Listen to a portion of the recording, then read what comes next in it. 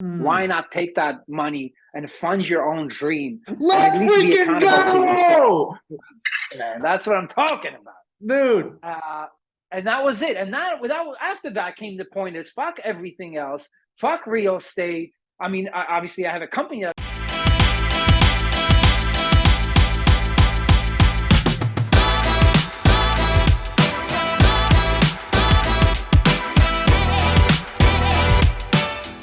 Welcome to the Real Construction Owners Podcast, where we interview real construction owners doing big things within our industry to help you go from a struggling CEO to a contractor crushing it in your field. Today, we have a very special guest, Kamil Maras, out of New Jersey. He has a business in New Jersey as well as Florida. He has a roofing and siding company as well as a new home renovation company, and he's about to start a commercial division. He's crushing it. Welcome, Kamil. How you doing? Hey, Justin, awesome to be here. Hey, man. Thanks for hopping on. Before we dive into like the goods, because you got some serious goods that we're going to be sharing today, I would like to know a little bit about your story. How did this all get started before? Now you're here, but how did it get started? Take us down a journey. Tell us a story. Absolutely, sure. So I'm a Polish immigrant, came to this country when I was 13 years old. Went to high school, college, went the traditional route, and then out of college, I was probably most people. I didn't know what I wanted to do in life, so I figured let me try out law school. Took the LSAT, applied to a bunch of schools, and thank God, at that very moment, my mom says, "You know what? You want to come and help me in the family business here? You'll do some paperwork." And I'm like, "Yeah, sure." She unknowingly didn't realize that I did not get accepted to not one school. So I was like, what a blessing. Let's do it. Anyway, so joined the mom and pop business, a very small operation, couple of jobs here and there. And a couple of years later, I want to say 2 or 3 years later, she decided to move to Florida. So said, Camille, you're good. Here you go. Run with it. And it was me, my brother's doing the work, and I'm trying to figure things out. And it took me a bunch of years. Well, essentially, it was about 2013 through 17 that I started realizing the concept of business ownership versus having a job. So it took a while, right? It took probably 13 years having that job. So that's the short version of the whole projection. There's the family, there's sports, there's life, but that's the business trajectory. That's incredible. So 10, 12, 13 years, you became the business owner. And now, where is your business at now? What are you doing? What's your revenue? What do you project for 2022 for both businesses? Sure. So we when I have that, and so I tie everything back into a year 2013 where I had that realization. I remember pulling up to a house. I was running the business and doing repairs at the same time. So I'm pulling up to a house. I was supposed to fix some shingles. I got the ladder in my what was that car again? Honda Ridgeline, and I'm thinking to myself, there's no way I'm doing this shit for the. Can I curse? Yeah, of course you can curse. Let's All right. go. There's no way I'm doing this shit for the rest of my life, climbing up that ladder. I have fear of heights. I'm like, what the hell am I doing? There's got to be another way. And the level of my sort of ignorance around financial concepts was so huge where I went to that day, I drove to Barnes and Nobles. I bought Investing for Dummies, where I realized that you can make money in businesses, real estate, right? And stock market. There was another fourth category. I forget what it was. And I'm like, businesses. I think that's what I have. I think that's what I'm supposed to have. And it certainly wasn't it as I'm reading through the chapters. That was my first ever realization. From there, I got on this development journey of E-Myth and all these kind of books and self-development. So fast forward to 2017, I'm still struggling. I'm still having a job versus trying to create a business. But in 2017, I joined Go Abundance, and I Yes. walk into a room full of people who are levels above me, and I'm like, oh my God, this is what it's supposed to look like. An assistant, a director of this, a manager of that. I'm like, oh my God, man, So that's where everything really took off. So 2017 up to now, fast forward, now I have a freshly hired 6 months in, a CEO that runs all my businesses. I have a team of leadership underneath me. We have a team in the field, a very strong culture. I'm telling you, this is like this morning. I mentioned earlier before the call, we had a call with my COO where we discussed the chart, what it's going to look like next year. We had that real energy, dive deep, create vision meeting this morning, and I had goosebumps for an hour and for 2 hours. And the meeting was supposed to be an hour. We're sitting there 2.5 hours later, and just like full energy. So we're hitting those levels. We got culture. That's a huge aspect of all of my businesses. It's team first, people first. Let's create wealth together. That's my vision, my drive. That's what drives me. The Dream Manager program, right? That's huge for me. You've read The Dream Manager by Matthew Kelly? I live it. Dude, that's an incredible book. I live it. Oh, it changed my life. I'm like, this is what's going to make me different from everybody else. Shout out to Matthew Kelly and Chris Lockhead about being different. So that's where we're at. So it's a great built out team. Last year we did 7 million in revenues in our residential business. We're aiming for 9 million this year. I don't know if the economy is going to help or hinder that goal. Our Florida business has about, I want to say $15 million of real estate under production right now.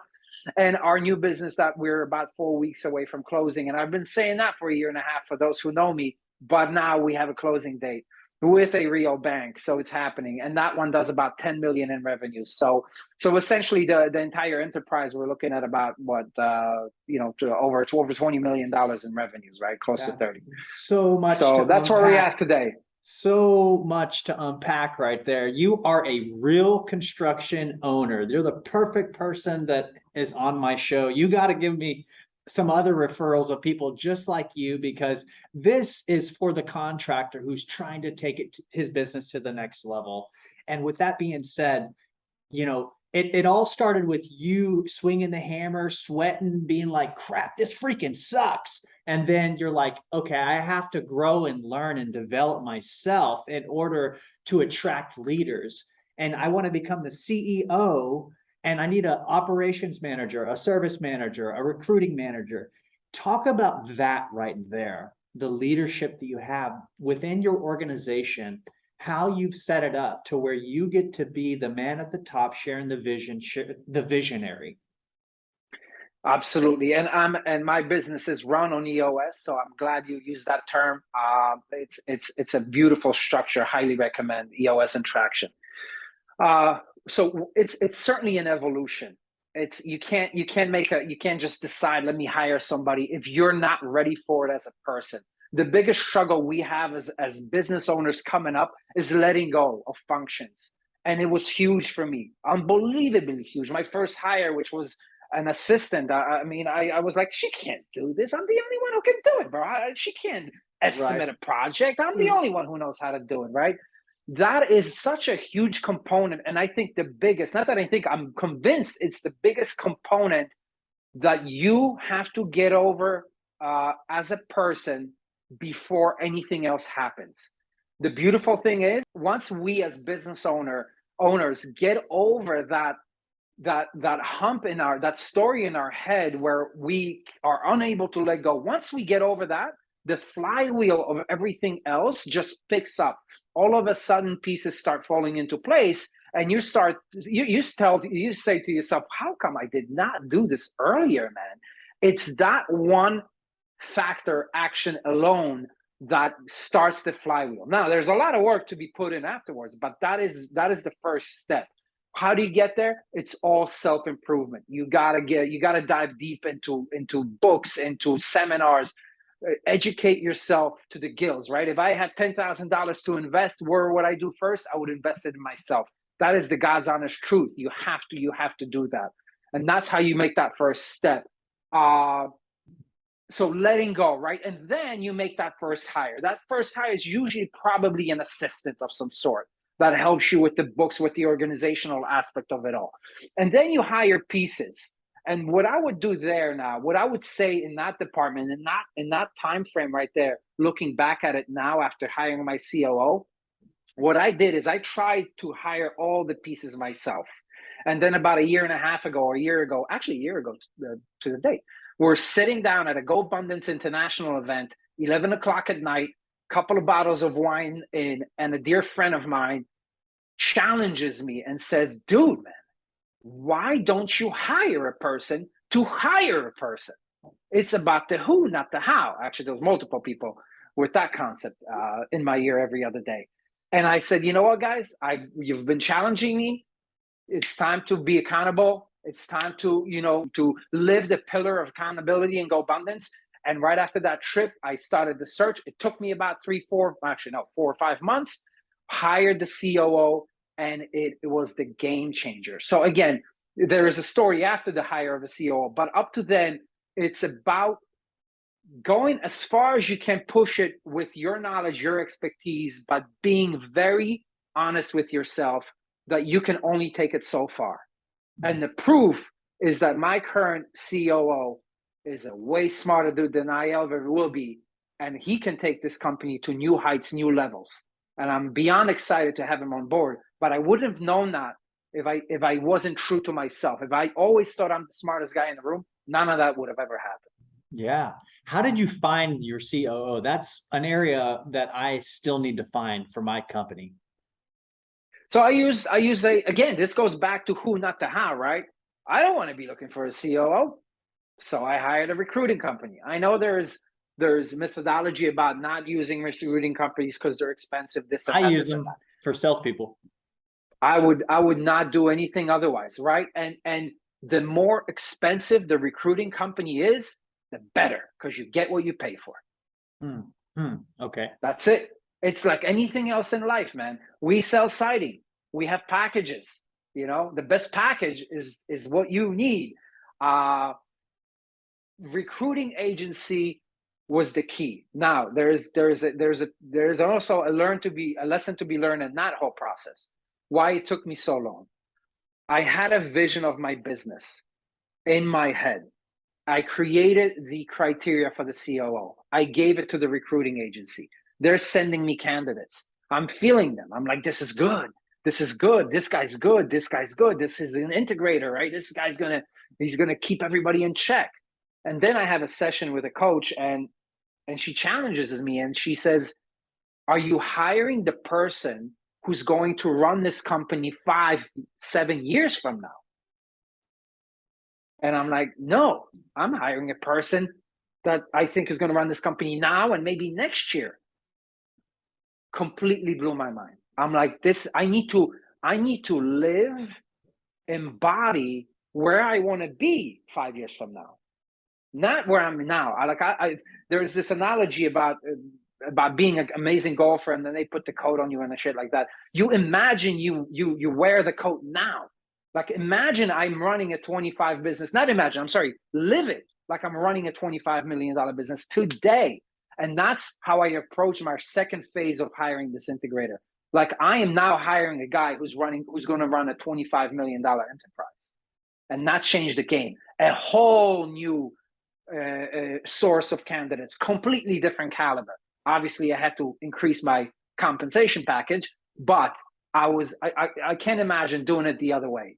And that was a key. What kind of compensation should I start to put in my mind for that type of person? Because I'm living my dreams. I'm living in Costa Rica. My company's running itself, 8-figure company. And but I need that COO. What type of compensation package should I be prepared for, or budget? Right. So again, I use the EOS concept, and the recruiting company that I used also uses the EOS concepts for the search, right? So there is the spectrum. As a matter of fact, let me just refresh my memory. I have it right here. There it is. Refer that recruiting agency to me as well, please. Sure. It's Titus Talent. Titus Talent. Okay. They use what's called integrator continuum, right? And by the way, first I approached Keystone, which is a national recruiting agency, but my level with that first proposition of an integrator, I was too low for their metrics. So they refer me to Titus, who specializes in lower and smaller businesses.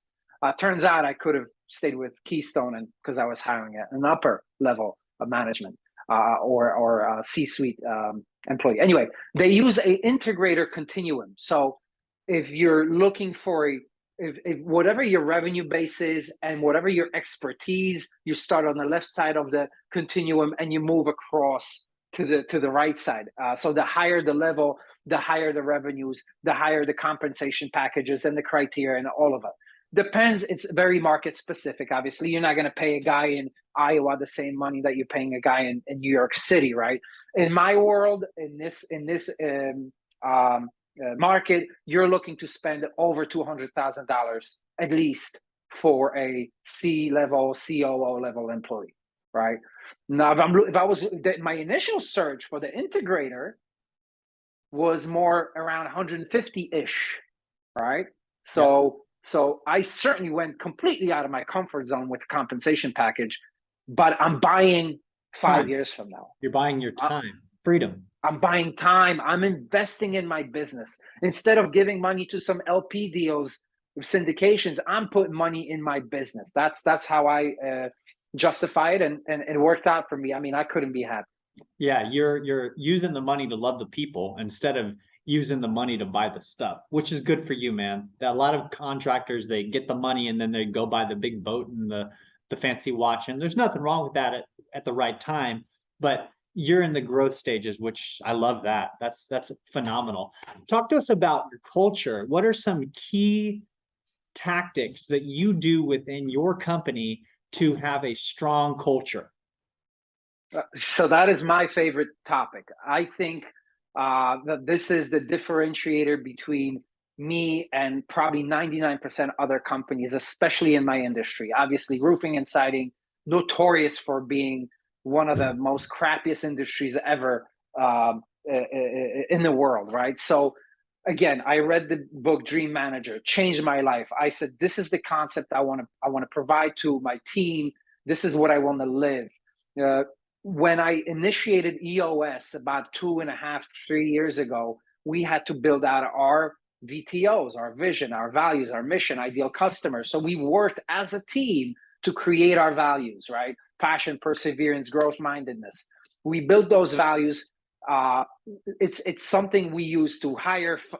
You're dropping bombs here left and right. I'm taking notes, just so you know. Passion, perseverance, and what? Passion, perseverance, and growth mindedness. Right. Obviously, you have to. This is what we've created. It might be different for other companies. And we hire, we fire according to those values. When we identify talent, we first do a value check, and then we do what we call in the EOS world a GWC, whether they get the position they wanted and they have the capacity to it. But the value fit is by far the most important part. And the way I cultivate it is obviously as I've grown into the visionary role, which is very recent. A buddy of mine told me that Go Abundance Bro, that it is so much way more important for me now to be that culture cultivator and the person who always keeps culture at the forefront of every meeting, every interaction, the positivity. You know, I don't believe in motivating my people, because if I need to motivate my people, I have the wrong people. But I need to keep the culture at the forefront. So everything I do, I always lead with our values, and I recognize people for values. Whatever happens, bad, good, I always try to tie it into our values at every single interaction that I have. And then obviously the common aspects of maintaining culture, which is making sure that we spend time together, making sure we have events, we have gatherings. So we are actually now working on making that more robust and more official. And also, I'll throw this in there. All of my companies are virtual. We don't have an office, no brick and mortar. Everybody's virtual across all my companies. So that adds that another layer of difficulty in order to maintain culture, right? So we do a lot of the standard things, but I think culture has a lot to do with the leadership, the leader himself, and it trickles down. Yeah, as far as recruiting goes, on a virtual based business, how are you doing that? What's your process to bring in new project managers or salesmen or women without a brick and mortar? Right, we just hired a salesman about a month ago. Not much different. I mean, it actually, so far in our growth and in our scale, so far it's a positive. People gravitate to that opportunity for flexibility. So obviously, if we need people in the field, we search locally. If we're looking to fill in leadership roles, it doesn't matter, which obviously expands our pool. So I think right now it works to our benefit. I love it, but I'm not. I'm very open minded. If with scale, it might change, it might not. God knows. So I'm keeping all options open. But right now, again, keeping it local. If we need somebody in the field, and broadening the search area if it's just a leadership role. So how are you bringing in your business? It doesn't sound like you have a bunch of commission-based salesmen. It sounds, based off the answer you just told me, how are you getting all that revenue? So referral, again, don't forget we're a 27-year-old company now. Okay. Our brand in the market is very, very strong. Referrals is strong. About 40 to 45% of our business is repeat customers, which is contractors. Okay. And then, yep, and then the rest of it is digital. We're very heavy digital. Nice, nice, awesome. I love that. So I could shine some light to you on processes that I've implemented within this past year by joining different construction masterminds that have made my business blow up to where, like, the revenue's coming in and it's all commission-based salesmen knocking doors. I'd love, the opportunity to share some of that with you if you're open to it. Of course, absolutely. So we basically have an Indeed recruiter. We're always recruiting from Indeed, and there's a whole process to get that set up. And then we have a virtual girl from the Philippines who texts them. We have flagstonehiring.com, which takes them to a funnel with a bunch of sales reps testimonials. From there, they schedule a Calendly with our sales manager. The sales manager tries to push them away from the opportunity. But if they're really interested, they get invited to my 6-figure call. I have a webinar with them on a call, PowerPoint presentation, and it's basically like, it makes them like, oh my God, where do I sign up? And I don't ask them to sign up. I'm like, hey, if this is you, send a text, say, yes, I'm in, with your shirt and your full, your shirt and your full name, and then we'll get you plugged into the 10-day training. From there, they go through a 10-day training, virtual, where it's an online training where I took everything out of here and put it on an online course so they can know how to go generate business and everything they need to know about the business to sell for my company. So from like not 10 to 2, they're studying that. My sales manager's on salary. He's making sure they're going through that. And then from 3 to dark in 10 days, they're out knocking doors and calling their friends and family for solar and for roofing and for water filtration. And within the first 10 days, the goal is they get their first commission check within their first 5 days. The sales manager closes their first deal within their first 5 days. He's got a vested interest to help them because he's got an override on their sales. Plus, he's got KPIs to achieve in order to get his bonuses and salaries and such. And that took a long time to figure out, but now it's like I don't have to go do the stuff anymore. Now I have people doing the stuff for me. And I love that. I love that you're a well-established company. I think that's a component that if you were to implement, it could take it to the $45 million. Something to consider. I love it. No, this is absolutely genius. Absolutely. Are you a fighter? The struggle we had was that. Are you a fighter? Do you do jujitsu? Yes. Well, no, different martial art, but yes.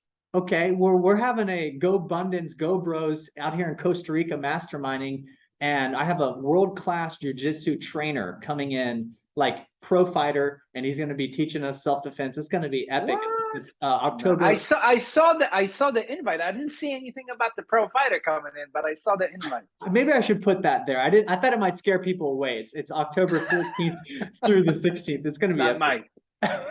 Yeah, I looked at it. Unfortunately, a little too short notice, but it looks. Congratulations! It's going to be an awesome event. Yeah, man, for sure. So I want to know your best success secret to growing your business. Well, not to be too cliche, right? But we're gonna start with who, not how. That completely just jumps levels for me. Whatever I try to do myself, I'm moving forward, but I'm moving forward at a snail's pace. Anytime I hire somebody who knows it better, then obviously you jump levels. So that is the primary success. Let's not shy away from the obvious, the proven. Uh, right. If I had to give you an actionable item, yeah, hire. If you don't know what to do next, hire a coach to tell you what to do next. If you don't know, your project management portion of it all, it's the obvious concept. The other secret to success, I gotta say, it's just the continuing education and self development of myself. I love what you said at the beginning. I don't remember if it was recorded or before, where you're only going to grow as much as you allow yourself to grow. Your business will never be bigger or better than what your mindset allows it to be. Ed Milet talks about this concept of a thermostat, right? If we are set at 75 degrees and our business blows up to 100 degrees, trust me, one way or the other, we're going to get it back down to where we feel comfortable for it to be. So that is a huge aspect. If we work on our mindset and allow ourselves to be okay and commit and live a life of $100 million business CEO today, you'll get there. So those are my things here. Man, that's deep, bro. You should check out my best-selling book, Visions to the Top, A Millionaire Secret Formula to Visualization, Productivity, and Meditation. It talks basically about that. Visions to the top. I love that. Beautiful. You see it and you believe it and you will achieve it.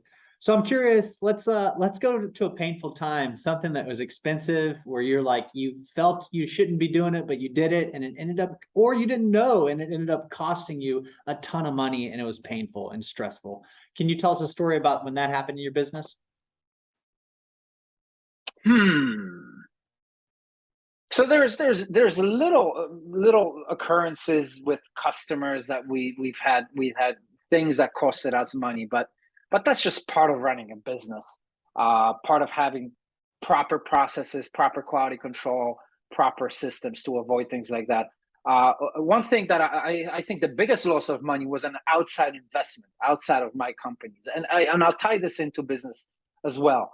I invested money in a venture that seemed undeniable. It seemed we're gonna fucking 50x our money. Obviously, it didn't turn out as such. Money's probably lost. Still not dead, but probably dead. Lesson learned. There's many lessons learned from it. But at the end of the day, I would say the biggest lesson is, you know, vet the opportunity, what it comes with, who are the people around it, not necessarily, the jockey obviously is the most important person, but also who else is in the deal, the proven record of those people. So those are the obvious things that you have to, the obvious takeaways from a failed endeavor. But more so for me, it was that realization that why not bet on yourself? If I'm investing money in a deal, that means I'm funding somebody else's dream. Why not take that money and fund your own dream? Let's and at least be freaking accountable to yourself. go! Man, that's what I'm talking about. Dude. And that was it. And after that came the point is fuck everything else. Fuck real estate. I mean, obviously I have a company that builds, but outside real estate investments, I'll get to that when I build my wealth. That will be my piggy bank for wealth preservation. Right now, let me put that money back into my business. Yes. So with that being said, you're making a ton of cash. You are making investments. What are some investments that you are actually holding to create that passive income? Because right now we're in our peak and our prime, but we do want to get to that place where we have the 100, 200, 300, 500,000 coming in passively. What's that for you? Yeah. So again, this is for me. And there are people going to argue this all day, every day. You can argue till you're blue in the face. When I started out, I joined Go Abundance. Obviously, everybody's talking about horizontal income. Not that ever existed and it's true. Everything is, I'm sorry, passive. Well, yeah, horizontal. Everything's vertical at the end of the day. And I started investing in real estate. I bought one duplex. I got up to 40 doors. I bought 5-plex and 8-plex. I got a bunch of buy and hold real estate. I bought rentals, amazing stuff. Then we got into the construction business, amazing stuff. Then I started selling things off because the timing was right. CapExes were due, and I started selling things off. And looking back at it recently, this is about 1.5 years ago, I realized that's not my lane. Now, if that was my lane, if that was my primary source, then yeah, I'm going for it. But that's not my lane. I'm a business owner. I create businesses. I love culture. I love teams. I love building a business. That's my lane. I will reinvest in my lane and forget about horizontal income. Forget about it. I don't want horizontal income. I want vertical income now. I want to kill it in my lane. All eggs in one basket. Watch it like a hawk. Obviously, that's not all the way true because I'm diversified across multiple industries. But I am in my business lane. It's what I do. I'm not a syndicator. I'm not a buy and hold rent apartment rental guy. I build businesses. Now, I am now planning at this stage of my life, knowing the income that I have, knowing what my expenses are, what I want to save, the type of wealth I want to create. I have buckets. I have my lifestyle bucket. I have my investment into my businesses bucket, meaning grow the flywheel, make it bigger, buy more businesses, buy bigger team, more team expansion, marketing. I have that bucket. And now I'm creating a bucket where I'm going to build rental units and hold them. But I'm not getting into the rental game. That's third-party management. I'm using my construction business to build a portfolio and keep it instead of sell it. So that's my generational wealth. But it's through my business. I'm still building a team. I'm still building a business. Just so it happens, it's going to build me a shitload of units and my partners and the team. I love that. That's a beautiful answer. Appreciate that. Curious about your journey of buying a commercial roofing business, resources that you studied to get the mind power to understand how to do that, and how you structured the deal. What made it attractive to you? Like, unpack that a little bit. Beautiful. Absolutely. So this is going to be, once it's closed, it's going to be a book, but how it all started, it was the conversation around where do I want to be in life, right? The real estate or the business. I made a decision, it's business. First thing, I connected with like-minded individuals. We created a GoPod in GoBundance of guys who are only looking to buy businesses. Weekly conversations, juices flowing, ideas, learning. All that had to happen for me to be ready to entertain that conversation when it came about, and it came about really quickly. A guy approached me, a friend of a friend, connection, off market. This guy is selling for the right reasons. He's like you guys will connect. And so it happened, right? The only part is I was still very fresh in the knowledge space of that endeavor. So I struggle with the whole thing as I'm learning through it. And it's been 1.5 years from the time we met to the time we're going to close soon. And I thought every month I'm thinking we're closing, right? Now all of a sudden it's real, but it's been a long process, but it worked out because in that process, I learned the business like there's nothing else. Like, I'm an expert at the business part of the business, not actual flat roofing, commercial roofing aspect. I'm not interested in being an expert in that, but in the way that business runs, in the people who are in there. You know, we're friends. We've hung out. We've done countless dinners, barbecues. We're together. We are now connected. Obviously, not every process of buying a business will be the same. I won't certainly shorten the time because time kills deals. But I know what are the connections that I will be looking for down the road. So that whole process has been very, very informative. And how we structure the deal. I'm putting down 10%, sellers putting down 10%, SBA, everything else. One crazy thing about the SBA, I just found out a few weeks ago, they collateralize everything that you own, even the freaking cat and the dog. Everything's collateralized. If you sell it, you got to pay them first. So a red light came about because obviously I have different entities with partners on it. And thank God I had partners because if you have partners, the SBA can't go after it. So that's a little side note. Yeah, I had a whole process with one bank. That's why it took so long. Had to fire that bank. Got together with Live Oak Bank, exceptional institution. Process has been smooth and seamless, and we're almost to the end. So that's the whole genre. Yeah, the business was it's a $3 million purchase, and like I said, with the 10 and a 10 and the 80, and then like I said, they do revenues of about 10 million bucks. Nice. So if it's a $3 million purchase, that means it's making around $1 million a year, and the EBITDA was times 2. Yep. Fantastic. Way to go, bro. That's good for you. I need to join that Go Bro weekly buy businesses call, because I'm in a position with the means to start building that empire as well. Curious. And I love, I'll just throw this on there because I think it's important. And I remember you mentioned going into that business, right? You as a buyer, you identify their secret sauce, their expertise, but you want to have immediately the outlook for potential and opportunities, just like a value added real estate, right? So our potential is obviously solar. That's a given. And I know you mentioned that you're in the government space. So I would love to hear a little bit about that, because commercial roofing, government buildings, I mean, how can you not love it?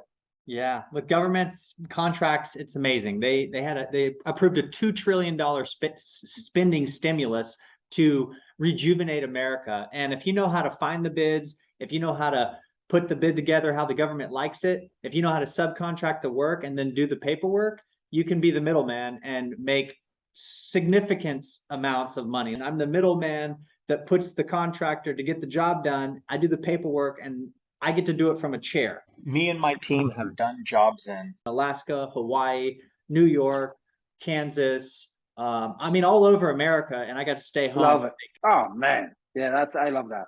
Yeah, certainly an opportunity. Certainly an opportunity. Yep. For sure. So I'm curious more about, thanks for, plugging what I do, but I really want to know about you, Kamil, because I want to be your boy. We need to hang out. You seem like a cool dude. I'm curious, what is your best process in your business that you're most proud of? Yeah, I guess I'm not reinventing the wheel. By the way, everything I do and I know I stole from other people. Yeah, hands down. It's got to be the ideas, process within the weekly meetings. I love when we get into solving issues, because we're not talking about the nitty gritty of the business, what clients said, what we're talking about systems, processes, how we can improve it.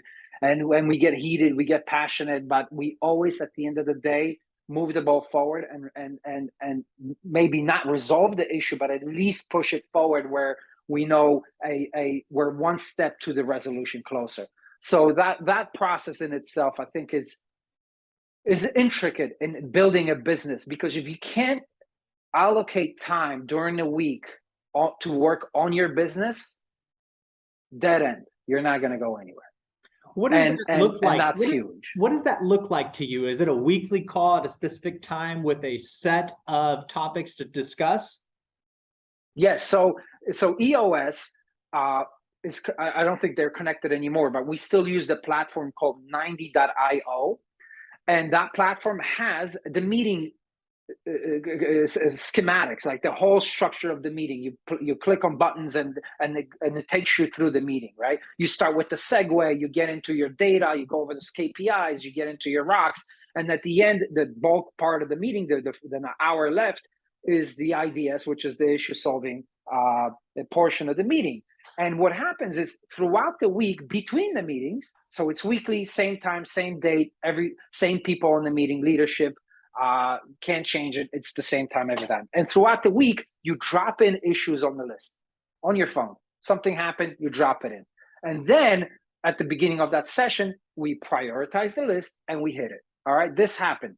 Why did it happen? What's the underlying reason? What is it? A people problem? Is it a process problem? People. Let's GWC that person. Do they get it? Do they want it? Do they see? Do they have the capacity? First, do they have the values? Do we want them, right? No, the person's great. It was the process. He didn't have the right process. Or, all right, let's create one. And we get into that.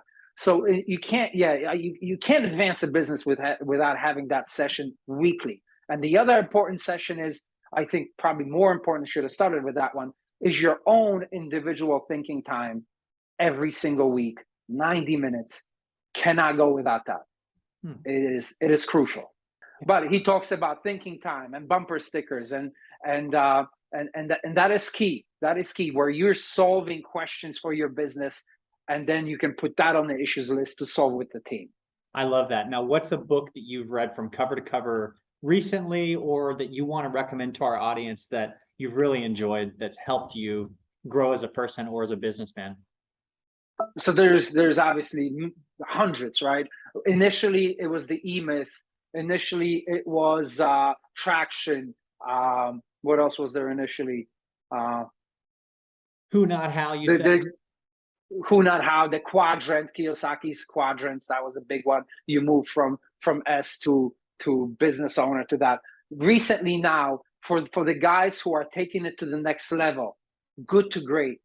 Yeah. Amazing book. I just finished it. Should have read it years ago. But that is a book that's laying out what needs to happen for you to take it to the next level, right?